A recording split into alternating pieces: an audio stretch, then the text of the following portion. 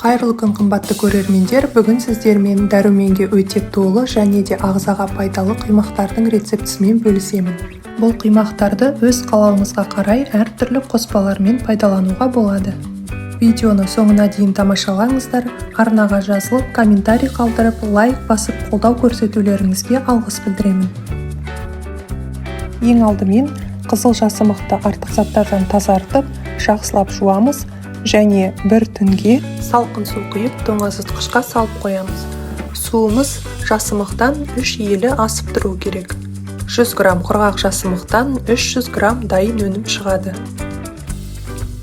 Межелі уақыт өткеннен кейін жасымықты судан сүзіп аламыз. Үстінен жұмыртқа, тұз, сүт және қопсытқышты қосып, блендердің көмегімен жақсылап араластырамыз.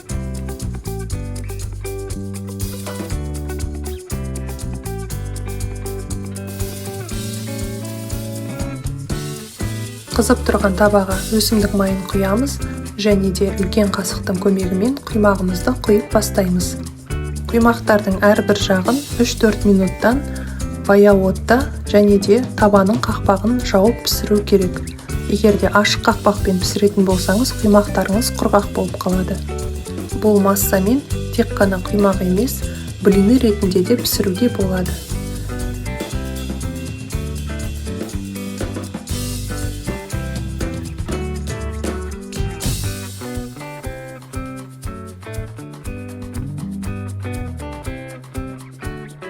Дайын құймақтардың ортасына әртүрлі қоспалар қосып, таңғы аста пайдалануға болады. Мен құймақтарды 2 түрлі қылып жасадым. Біріншісіне ірімшік сүзбесімен жасыл шөпті қостым. Екіншісіне таң қурайы мен балды қосып, тәтті құймақтар жасадым. Осымен біздің қызыл жасымықтан жасалған құймақтарымыз дайын. Сіздер де жасап көріңіздер. Назарларыңызға көп рахмет. Астарыңыз дәмді болсын.